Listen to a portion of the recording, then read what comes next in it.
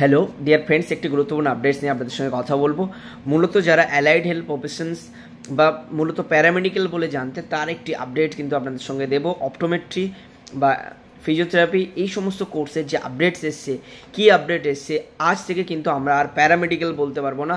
কাদেরকে health science আন্ডারে বলবো, হেলথ কেয়ার সায়েন্সের আন্ডারে বলবো, কাদেরকে অ্যালাইড হেলথ সায়েন্সের আন্ডারে বলবো, সেটা নিয়ে কিন্তু একটি গুরুত্বপূর্ণ নোটিশ কিন্তু আমাদের কাছে চলে এসছে। সেটা কিন্তু আপনাদের সঙ্গে শেয়ার করবো, অলরেডি আমি দিয়ে দেবো এখানে। এবং আপনাদেরকে একটি জিনিস বলে রাখি, যে নোটিশটি আমি পেয়েছি হাতে, এই নোটিশে বলা হয়েছে, সেন্ট্রাল থেকে জানিয়েছে, all state government, union territories and relevant universities and institution are recommended to the discontinue the use of the term of paramedical. এটা আমাদের কাছে বড় একটি জয়।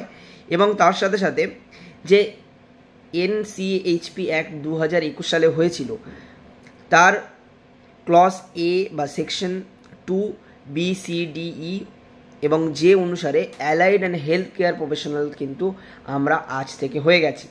ঠিক আছে, এবার আমরা যদি লিস্ট দেখি যে কোন কোন কোর্স অ্যালাইড হেলথ সায়েন্সের আন্ডারে, কোন কোন কোর্স হেলথ কেয়ার প্রফেশনালের আন্ডারে, সেগুলো নিয়ে কিন্তু আমরা কথা বলবো। ফার্স্ট অফ অল যদি আমরা দেখি যে হেলথ কেয়ার প্রফেশনালে কারা আছেন, হেলথ কেয়ার প্রফেশনাল কিন্তু অপটোমেট্রি, ফিজিওথেরাপি, অকুপেশনাল থেরাপি এবং নিউট্রিশন সায়েন্স এবং ফিজিশিয়ান অ্যাসোসিয়েট অ্যান্ড অ্যাসিস্ট্যান্টস।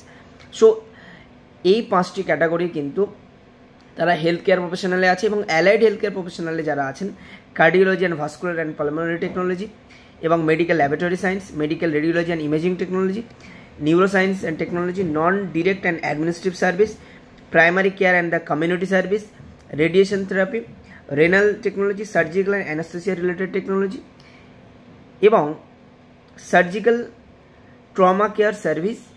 এখানে কিন্তু এনারা অ্যালাইড হেলথ প্রফেশনালের আন্ডারে কিন্তু পড়ছেন। ঠিক আছে, যারা অপটোমেট্রি পড়বেন তারা অপটোমেট্রিস্ট, ফিজিওথেরাপি পড়লে ফিজিওথেরাপিস্ট, অকুপেশনাল থেরাপি পড়লে অকুপেশনাল থেরাপিস্ট, নিউট্রিশন সায়েন্স পড়লে নিউট্রিশনিস্ট, ডায়েটিশিয়ানস, এই দুটো ক্যাটাগরি আসছে নিউট্রিশনের মধ্যে। এবং ফিজিশিয়ান অ্যাসোসিয়েট অ্যান্ড অ্যাসিস্ট্যান্ট, সেটা ফিজিশিয়ান অ্যাসোসিয়েট এবং অ্যাসিস্ট্যান্ট বলতে পারি কিন্তু আমরা।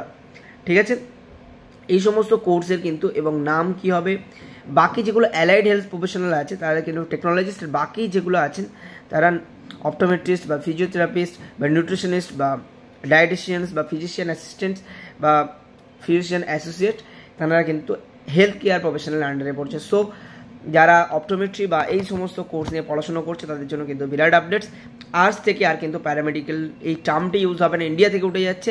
অ্যালাইড হেলথ সায়েন্স অথবা হেলথ কেয়ার, এই দুটো নামেই কিন্তু প্রচার হবে। টাটা, বাই বাই, দেখা হচ্ছে পরের কোনো একটি ভিডিও নিয়ে এবং নতুন একটি আপডেট নিয়ে।